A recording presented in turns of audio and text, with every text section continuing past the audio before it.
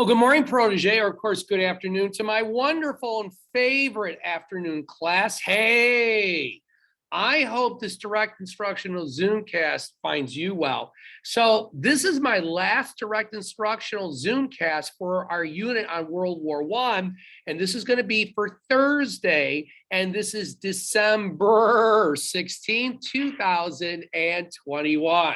Let's get into it, shall we? You guys know the drill at this point. So at this time, you guys should have your ISN open on your desk. You should have your notes dated on the right side. Please do not go back to the previous set of notes. It's a new day. It's a new date. Ergo, it's a new page. So on the top line, you're going to write down for me your topic heading, which is the Peace Offensive, 1918. So again, the Germans had multiple opportunities of winning World War I. Their best opportunity was at the time of the First Battle of the Marne back in 1914. Remember when they were carrying out the Schlieffen Plan? But because Helmut von Moltke, the German commander, hesitated, gave the French the opportunity of getting back from the border between France and Germany back to defend Paris. It gave them time to be able to do so. And von Moltke did not provide enough troops for the right wing. And as a result, the Germans lost an opportunity of winning the war in a couple of months. And instead, now the war is going to drag out 4 long, bloody years. Again, of course, as a result of trench warfare. So this is another opportunity for the Germans to potentially win the war. Now, remember, in 1918, Germany and Russia had signed the Treaty of Brest-Litovsk. The most important takeaway with the Treaty of Brest-Litovsk was not just all the land that Russia was forced to give up to Germany. That's certainly a part of it.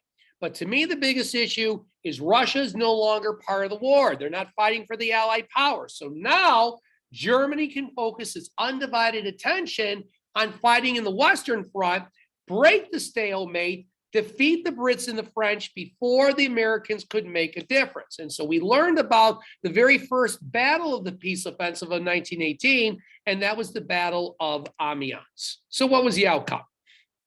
So on April 4th, 1918, the Germans are going to retreat from the battle. Now, it raises a great question. Now, remember, folks, when you're taking your notes, it's not just the bullet notes, it's the oral notes you're adding in the margin as well. So number one, the Germans retreated, but just to clarify, and you should draw a line off to the side, they retreated from the battle, but they didn't retreat from the Western Front. They're still there. Remember, the Western Front runs through a big chunk of France. They're still there. Now, the question is, who won the battle? Well, again, did the Germans achieve their goal? Did they break the stalemate? Did the Brits and the French surrender? The answer is no and no. So technically, the Battle of Amiens, or the Battle of Amiens, draw a line off to the side, was an Allied victory. But it's not decisive, because if it had been a decisive victory for the Brits and the French, more so the Brits, then they would have driven the Germans off the Western Front and all the way back to Germany. That didn't happen. All right, so please write this down. So the peace offensive of 1918 was important for 3 reasons. Now, I just want to clarify, this is where it gets a little tricky. The Battle of Amiens is just the beginning of it. This is just the start. The peace offensive technically goes on for several months, all the way through the month of June, so a couple months later. So really what I should be writing is the Battle of Amiens was important for 3 reasons. All right, number one. So the Germans had a golden opportunity right here of potentially winning the war. If they had thoroughly defeated the Brits and forced the Brits to, at this point, decide to walk away from the fighting, at that point, the French would have probably ended up surrendering. And basically, at that point, the war would have been over. It would have been a German victory. But instead, as I'm going to use this football analogy, they fumbled. They dropped the ball. And it bought the Allies the most important thing they needed, and that was time. And I would add that as a little side oral note. Number 2.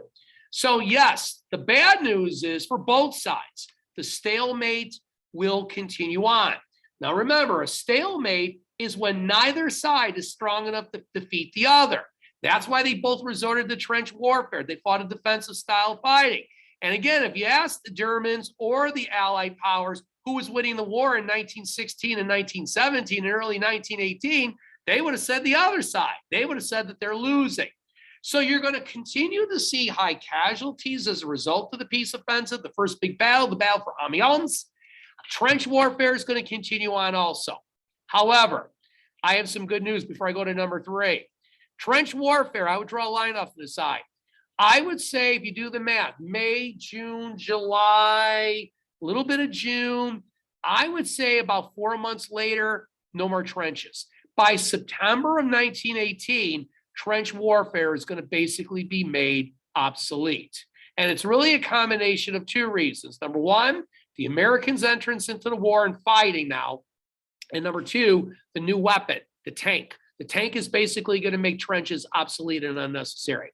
All right, and then finally, number 3, the third reason, pardon me, why the peace offensive was important, or more specifically, the Battle of Amiens, late March, early April of 1918, is the Yanks are coming.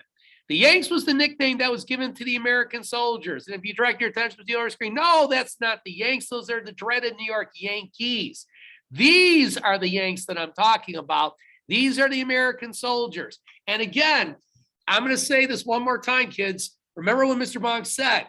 When you're looking at the X factor, who's going to make the determination? Who's going to win World War I?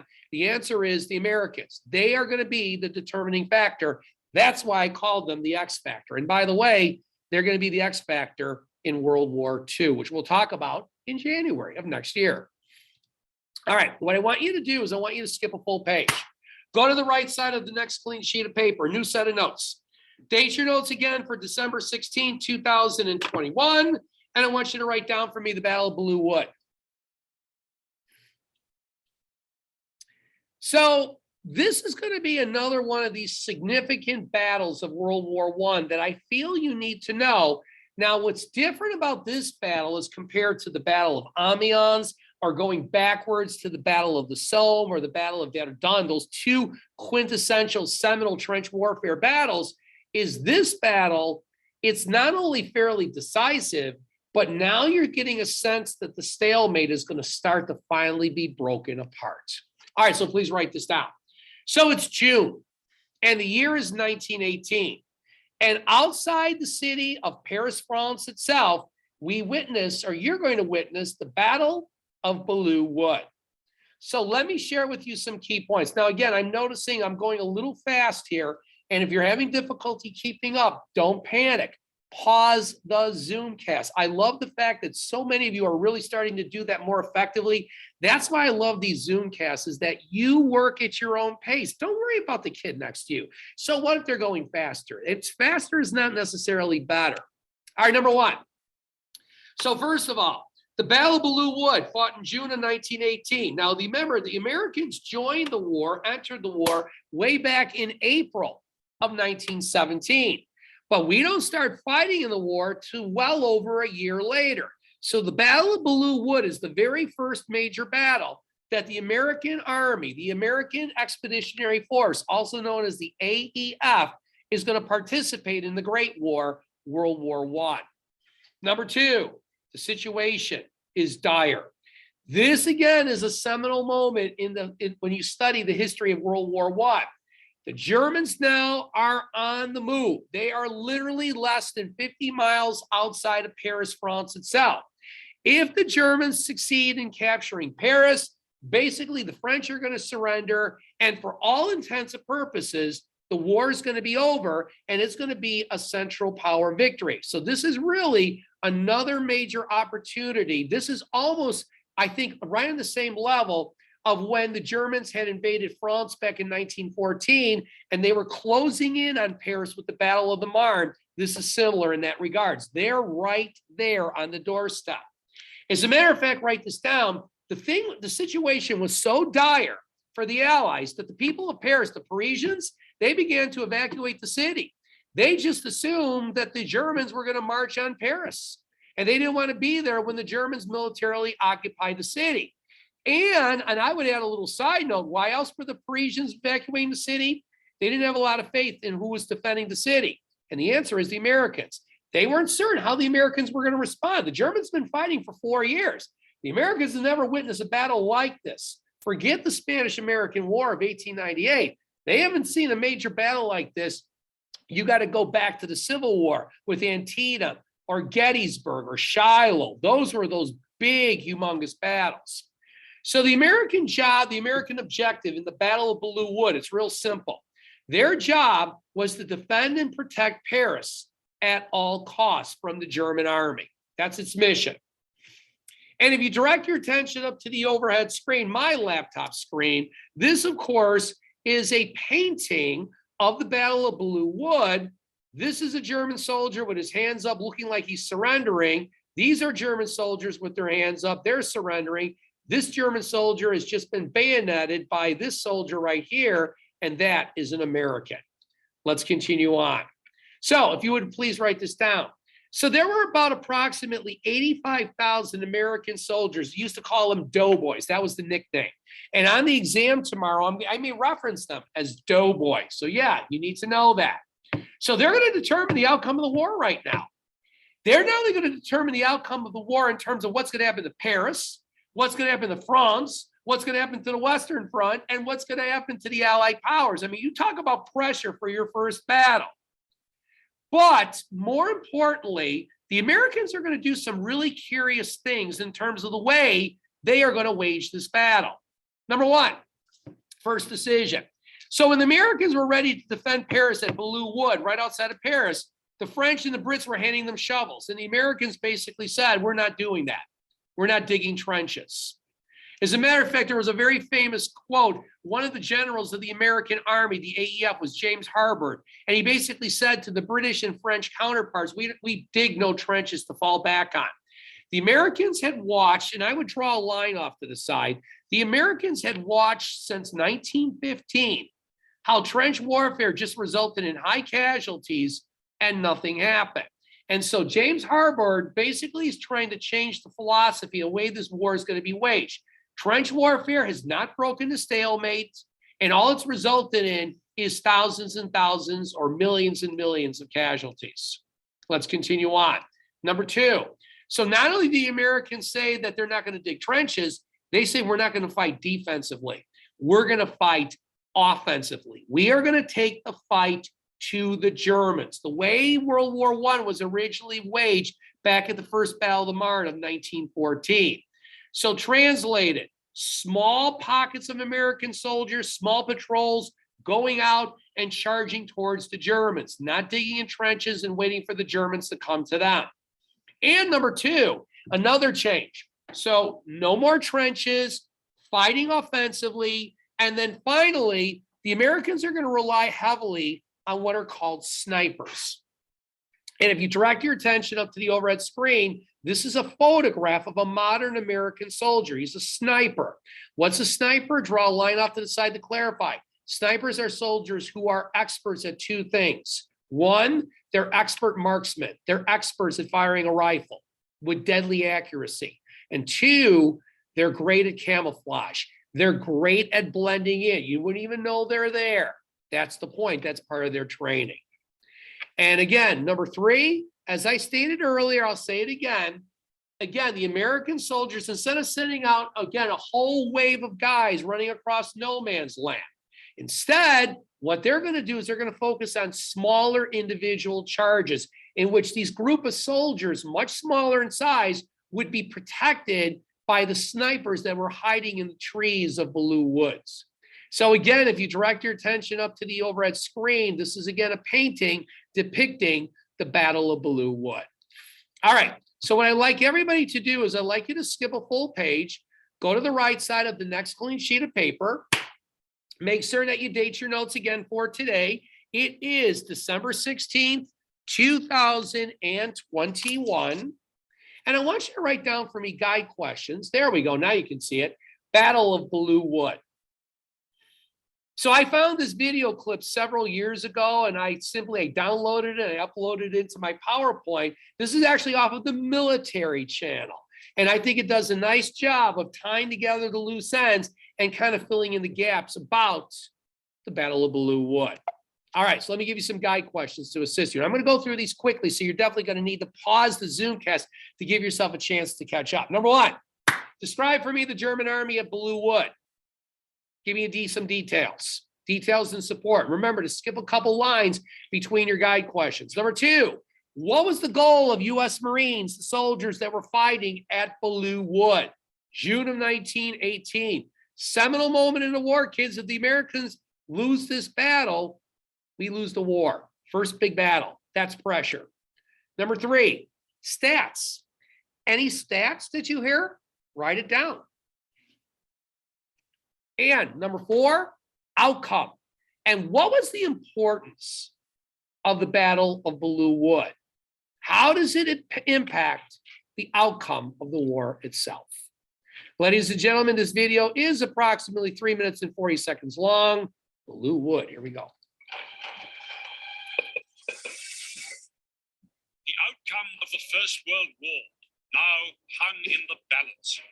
The Germans had extended their front lines so much, they were now stretched very thinly along the length of the Western Front, and the Allies were finally starting to regroup. It was a critical point in the race against time. That wood marked the tip of the German advance towards Paris. Control of it gave the Germans a key strategic foothold on the road to the French capital. If the Allies were to prevent Ludendorff from strutting down the Champs-Élysées, the German stronghold in Belleau Wood would have to be cleared.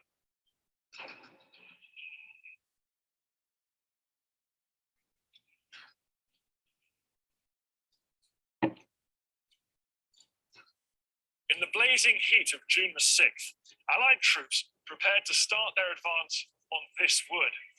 But these men weren't British or French. Instead, the task of clearing Belleau Wood had been given to the United States Marine Corps. For the first time in World War I, the Americans were going on the offensive. Even though it had been 14 months since the United States declared war on Germany, this had not been long enough to master modern tactics. Now the US Marines prepared to retake Belleau Wood in the old-fashioned way, advancing line abreast.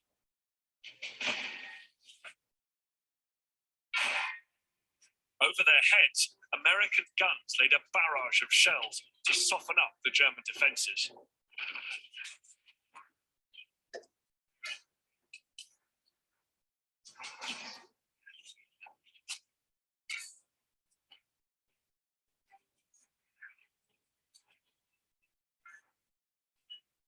But the advancing Marines were in for a nasty shock. Hidden amongst the tightly packed trees, there were units of dogged German soldiers, veterans of the Russian front. They had the perfect cover for their machine gun nests and interlocking fields of fire. When the Marines got close enough, the Germans let rip. Some of the Marines fought their way through the machine gun fire and managed to establish a small foothold in this forest, but it cost them terrible casualties.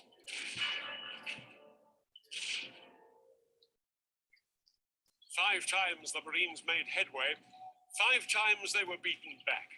But on the 6th attempt, the Marines finally prized Belleau Wood away from the German grip. It had been a terrible cost. In their first encounter with the Germans, the US Marine Corps suffered 10,000 casualties.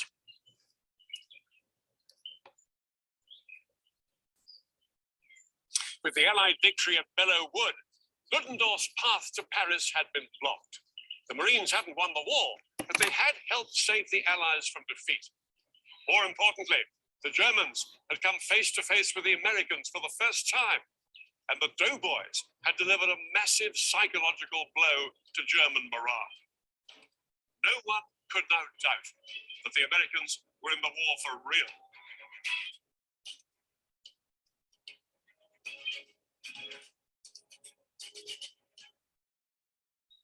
What a great video clip, I have to say. So a couple of takeaways. Number one, again, you have all these Parisians evacuating the city of Paris because they did not have a lot of trust or faith that the Americans would be able to defeat the Germans. And the fact that it took them 6 times to finally get the Germans out of Belleau Wood and save Paris, it was a huge psychological blow to the Germans. And it was a huge psychological uplifting, for lack of a better way of describing it, for the Allies. It was a morale boost. I mean, the Americans showed they were going to make a huge difference. All right, everybody do me a favor, go back to the previous page. Let's summarize it. All right, so finishing up the Battle of Belleau Wood. So the Battle of Belleau Wood was important, and I'm going to give you guys 3 reasons why I think this is a really important seminal battle. And I thought that that video clip from the military channel did a nice job of encapsulating the essence of this battle itself. So number 1, so remember, 5 times the Americans in small little patrols, they kind of went old school 19th century style of fighting, getting away from the 20th century trench warfare defensive style of fighting. 5 times they tried, 5 times they were repelled, but the 6th time was the charge. So the Americans bent, but they didn't break, and they were able to defeat the Germans at this battle. Moving on, number 2. Let's go to the second one. We'll skip over this quote. Number 2. So yeah, it was an American victory. It was an Allied power victory, more specifically. And not only the fact was it such a great psychological enhancement, it's a great morale boost for the Allied powers that the Americans in their first big battle beat the Germans, who were hardened fighting again, not only in the Eastern Front, but the Western Front. But maybe more importantly, again, Paris was saved. Paris was saved from the Germans, because if the Germans had captured it, this war would have been over right then and there. And number 3, during this battle, the Americans did something very curious. I don't know if you remember last year when you studied the Civil War, and the Confederates used to do what's called the rebel yell. I don't know if Mr. Herrera or Ms. Choi had taught you guys about that. So when, like, for example, the first Battle of Bull Run in 1861, and the Rebs were all, woo, woo, and it unnerved the Union soldiers, psychological warfare. So when the Americans, again, charged towards the Germans, they started to channel their inner civil war, and they started howling and making all these crazy noises. And the Germans were unnerved by that. They weren't used to hearing that. And not only that, but the way how doggedly the Americans fought. They fought with such ferocity that the American doughboys earned a nickname. And the Germans called them Teufelhoden. Teufelhoden in English means devil dogs. And the Germans gave the American soldiers, the doughboys, the nickname devil dogs because of the fact that they were howling and baying and yelling and making these crazy sounds. And the Germans were unnerved by that, but also their fighting prowess. And again, if you direct your attention to the overhead screen, could this be why the Americans were called devil dogs? I think not. By the way, as a side note, as I wrap up the Battle of Belleau Wood, 2 things. Number 1, if you're interested more in reading about the Battle of Belleau Wood, I highly recommend this book. It is available on Amazon, and it's called Chateau Theory and Belleau Wood, 1918, America's Baptism of Fire on the Marne. So this is near the Marne River. If you look at the very bottom here, the author is a gentleman by the name of David Bonk.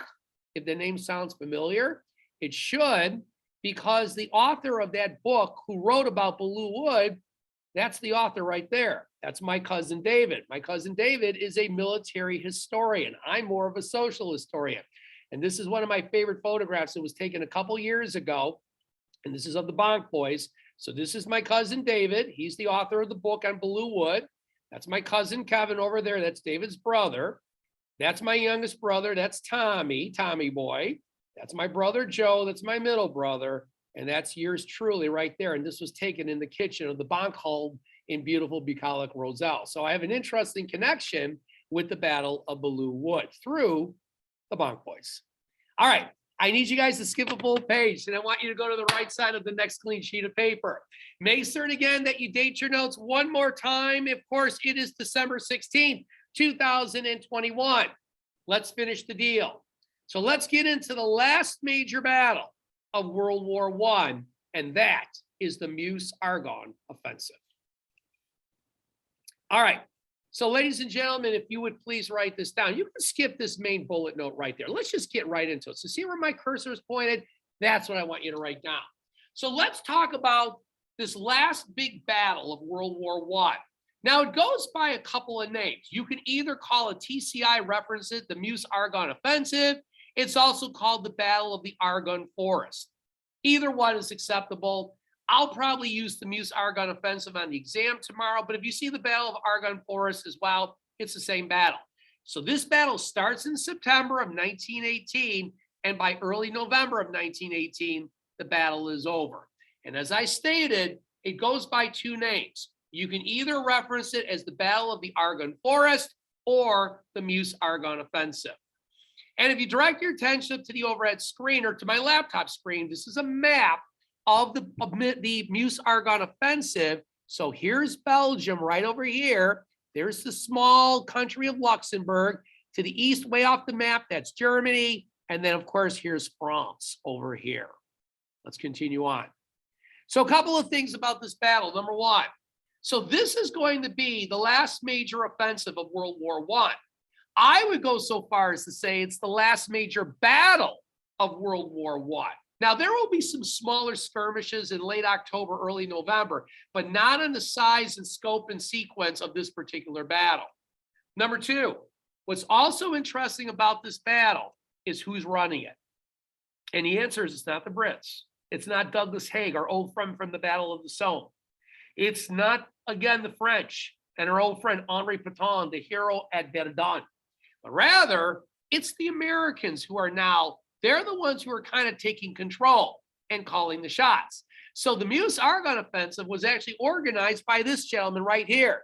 His name was John J. Pershing. And John J. Pershing, and you should draw a line off to the side. Yes, he's on your assessment tomorrow. You'll see him. He was the commander, the main commander of the AEF. The AEF is the American Expeditionary Force. So he's the one that organized this offensive. He's also the one that said that when America joined the war and started fighting, we would fight with the Allied powers, but we would not be fighting alongside them. We were going to fight as our own separate entity because Pershing did not want to see American soldiers being used by the Brits and the French to continue on with trench warfare. If we're going to fight our way, our strategies. So in addition, I want you to write this down. And this is another reason why this battle is so important. So a new weapon, and it's not really new, it was actually introduced 2 years earlier. So a new weapon was heavily used during the Battle of the Argonne Forest, or if you prefer, the Meuse-Argonne Offensive. And this was the weapon that, for the soldiers' perspective, was great because it ended trench warfare. And trench warfare is now obsolete. It's like a VCR. And that weapon, and you should draw a line off to the side, add this as a side oral note right here, is the tank. Remember, the tank was used during the Battle of the Somme in 1916. It was a British weapon, but it kept breaking down. But both sides saw some value with it. They saw potential with it. They worked on it for the next 2 years so that by the end of summer, early autumn of 1918, both sides are using tanks. This is actually a German tank. You can tell by the soldiers. And in addition, not only that, no more trenches. So you're starting to see, here's one of my favorite words, foreshadowing, Mr. Podolsky, Mr. Fisk, Mrs. Weinstein. This is starting to now, World War I is starting to foreshadow World War II. All right, I want you to skip a full page and I want you to go to the right side of the next clean sheet of paper. We're gonna come back to those notes, don't worry. Make certain that you date your notes again for December 16, 2021. Topic heading, write this down, guide questions, Meuse-Argonne Offensive. So with today's Zoomcast, you guys are gonna get not one, not two, but 3 video clips as we wrap up the Great War. So once again, I'm going to go through these guide questions relatively quickly, and I can because I know, and you're going to do a great job with this, pause the Zoomcast. Give yourself a chance to catch up. Don't worry if you're going a little slower. Nobody cares. I'd rather see you go a little slower and finish this later as to rush through it and not do a very good job. Number one. So right off the bat, any stats that stand out in this video clip? Like, for example, how many American soldiers participated in the war? Let me rephrase that, in the battle, not the war, the Meuse-Argonne Offensive. Skip a line or two. Number two, why was the Meuse-Argonne territory so important to the Germans in particular? This is critical on why J.J. Pershing launched this all-out offensive against Germans. Skip a line or two. Number three, how did the Meuse-Argonne territory help the German army? So these two guide questions actually correlate, they go together because that's why the Germans felt it was so worth defending at all costs, and why General Pershing decided we have to take it back and get the Germans out. How many American soldiers were killed? How many were wounded during the Meuse-Argonne Offensive? Remember, over 10,000 American soldiers were casualties of the Battle of Belleau Wood. That means either killed in action, wounded, missing in action, prisoners of war. All right, ladies and gentlemen, so this video clip is almost 3 minutes long, and this is the Meuse-Argonne Offensive. On this day in history, September 26, 1918, the U.S. Army launched one of the largest offensives in American military history, the Meuse-Argonne campaign of the First World War. More than 1.2 million soldiers of the American Expeditionary Forces engaged in this critical battle that lasted until Armistice Day. The campaign supported the entire Allied offensive that would extend from Verdun, France, through Belgium, all the way to the English Channel.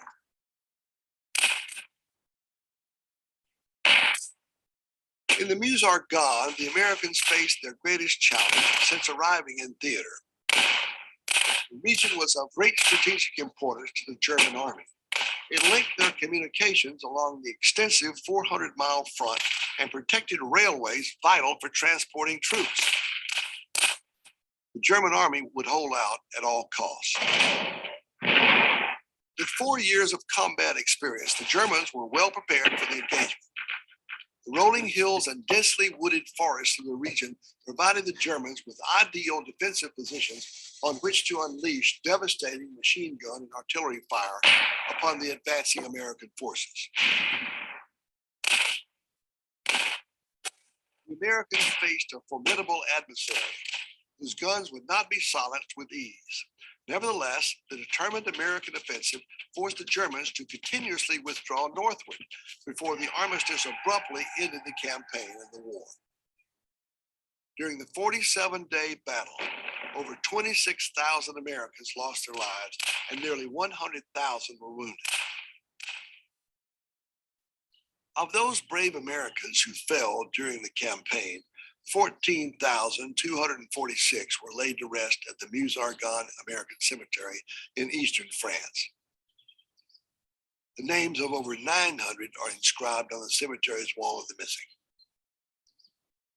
They suffered as only those who have been through that war can realize. The highest praise that can be given, can be bestowed upon them, is the hope that America will continue to raise such sons.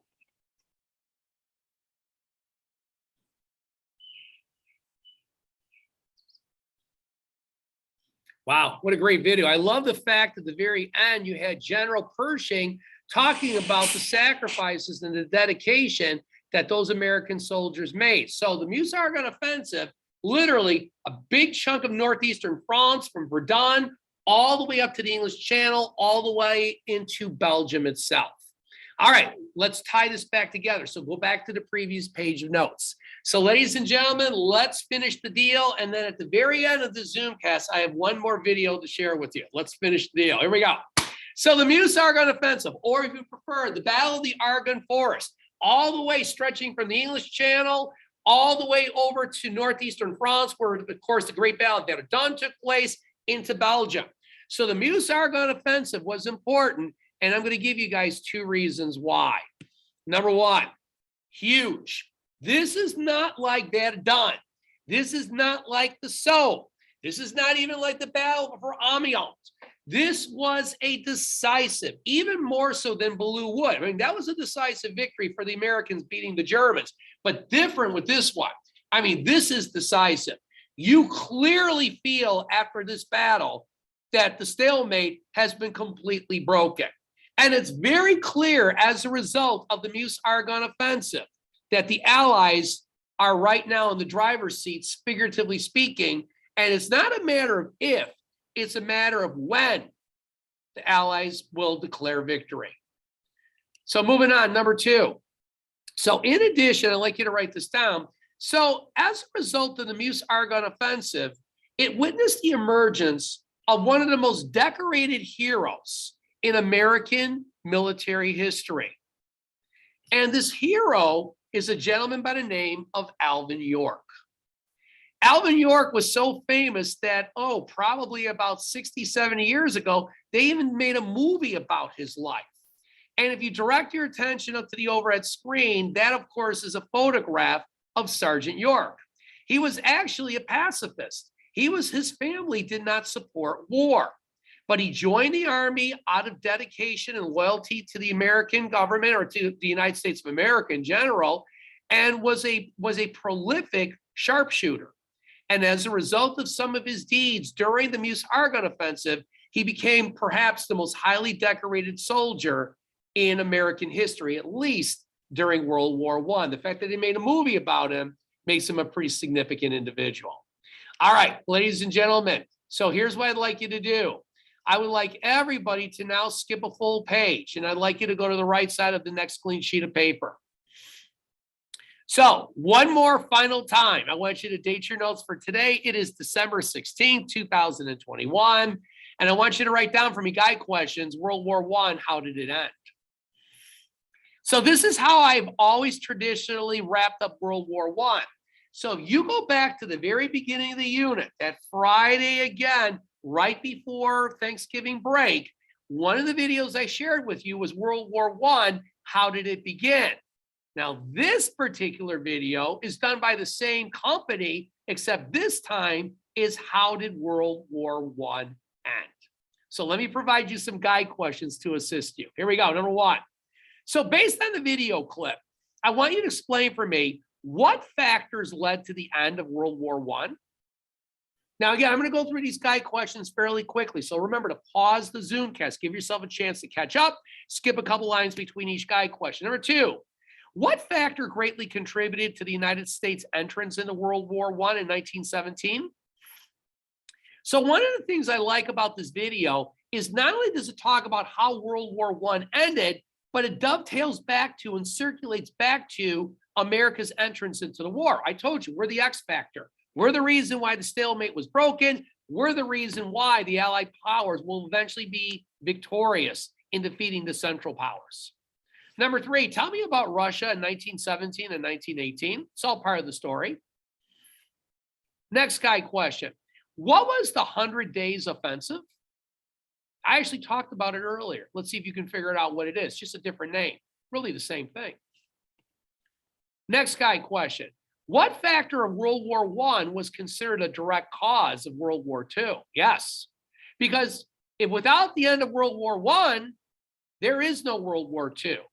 Because Adolf Hitler would have never risen to power in Germany as a result of the end of World War I. And if there's no Hitler, there is no World War II. There is no sequel, period, end of story. All right, ladies and gentlemen, here we go. Let's finish the deal. This video is about 2 minutes and 45 seconds long. Mojo.com, World War I, how did it end? Here we go. After 4 years, World War I finally drew to a close in 1918, ending one of the worst military conflicts in history. Hi, I'm Rebecca Braden, and welcome to WatchMojo.com. And today we'll be looking at the final days of World War I and how it finally came to an end. There were several key events instrumental in ending the conflict. Great Britain's naval blockade of Germany is considered crucial. Established in the first year of the war, this blockade aimed to restrict Germany's maritime access to raw materials and food. Germany attempted its own blockade of Great Britain, and in 1917 adopted a policy of unrestricted submarine warfare. This posed a great danger to commercial shipping between the US and Europe. It was for this reason the United States finally declared war on Germany April 6, 1917. Meanwhile, war efforts in Russia were growing unpopular. Their economy was near collapse, and food shortages led to protests from civilians. These protests resulted in the abdication of Tsar Nicholas II and the appointment of a provisional government. Seeing their army becoming increasingly ineffective on the Eastern Front, Vladimir Lenin and the Bolshevik Party came to power power, promising to pull Russia out of the war. On the 3rd of March 1918, Russia agreed to the Treaty of Brest-Litovsk and ceded large portions of its land to Germany. Now that the war was all but over on the Eastern Front, Germany could transfer their troops west. However, it was necessary to leave troops behind to occupy the large amount of acquired territory. On the Western Front, the Allies were set to receive a massive boost of manpower and resources from the United States. In an attempt to end the war before this could happen, Germany pushed forward with the Spring Offensive of 1918. The Germans were initially successful and moved to within 75 miles of Paris. However, they were unable to solidify these gains. Adding insult to injury, Germany's morale at home and on the front was quickly fading. Starting August 8th, a series of offensives was launched by the Allies, which effectively ended the First World War. Now known as the 100 Days Offensive, this surge ended when an agreement was signed to cease fighting on November 11th, 1918. The other Central Powers, Bulgaria and the Ottoman Empire, had all signed their own armistices earlier in the year. Despite fighting being over, the war did not formally end until numerous treaties were signed between the nations involved. Most notable of these was the Treaty of Versailles, which Germany signed on June 28, 1919. This treaty demanded that Germany accept sole responsibility for causing the war, as well as pay billions of dollars in reparations. Ironically, the severe and controversial Treaty of Versailles is considered by many as a direct cause of the Second World War.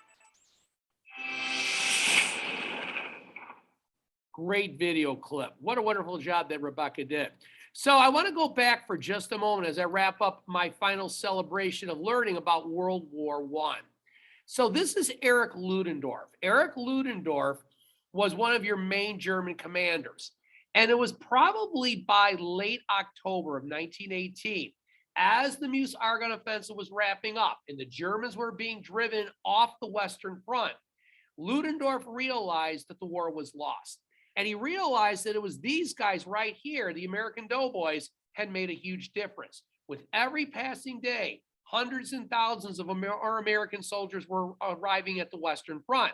Germany had been fighting for the last 4 years. Remember, fighting in the Eastern Front till the Russians left the war as a result of the Treaty of Brest-Litovsk, which Rebecca mentioned, and fighting it along the Western Front, fighting against the Brits and the French. They're running out of manpower. And they realized now, or at least Erich Ludendorff realized now, that at this point, Germany could not win the war. So he basically went to the Kaiser and said, you need to start negotiating and figure out a way of wrapping up this war. So eventually what's going to happen is on November 11th, 1918, at 11 o'clock a.m., both sides, the Central Powers and the Allied powers, both agreed to put down their weapons, and that marked the end of World War I in terms of the fighting. But as Rebecca pointed out, the war's not over yet. It's not officially over until the treaty is signed the following year in 1919, which I'm going to be teaching about in my very first direct instructional Zoomcast in January of 2022, and that's called the Treaty of Versailles. That's the treaty that directly paves the way for the rise of Adolf Hitler and the beginning of World War II. But that's another story for another time. So, ladies and gentlemen, at this point, what I'd like everybody to do is I want you to take out your correctable tape, and I want you to go, and I want you to clean up your ISN. Anything you crossed out, anything you traced over. Again, this is supposed to be a portfolio of your absolute best effort. Then I want you to take out your multiple colored highlighters, tip of the tip. Focus on those words you can visualize in your mind, your persons, your places, and your things. Think about the topics we covered. I summarized the importance of the battle for Amiens and again, the peace offensive, and how, again, it bought the Allies time for the Americans to come in and make a difference. Think about the Battle of Belleau Wood, June 6th. Ironically, June 6th is an important day in history because in 1944, we'll learn about D-Day. But in 1918, Battle of Belleau Wood, first big battle, the Americans took them 6 times to do it, but they kicked the Germans out of Belleau Wood. Huge victory for the Allies, tremendous morale boost. Then we got into the Meuse-Argonne Offensive, which was organized by the Americans, the AEF, and General John J. Pershing. And by late October, the Germans realized, Erich Ludendorff, one of the big generals, Germany could not win this war. convinced the Kaiser to send word out to the Allied powers that the Germans were ready to negotiate. And then on November 11th, 1918, the 11th month of the 11th day of the 11th hour, both sides put their weapons down, and it marked the end of the Great War. So remember, but you're not done yet. 10 to 15 minutes, go back and review this information. If you have an opportunity, I know this is the night before the exam, hand your ISN to your mom and dad. Teach, explain the information that was covered today. It is, again, the most natural, organic way to study. If you have an opportunity, set up a Zoomcast or a Zoom session or FaceTiming with your classmates and teach each other. Go through the study guide and teach as many of the terms as you possibly can. Communal learning is really the most natural, best, most effective way to study. So again, I hope you enjoyed my last Zoomcast on World War I.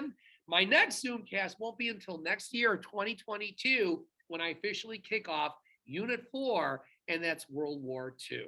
So as I always like to say, when I wrap up one of my direct instructional, Zoomcast, here we go. You know what I like to say? You know, the story may have ended today, but you know the saga is going to continue tomorrow. And the rest, as we say, everyone, is history.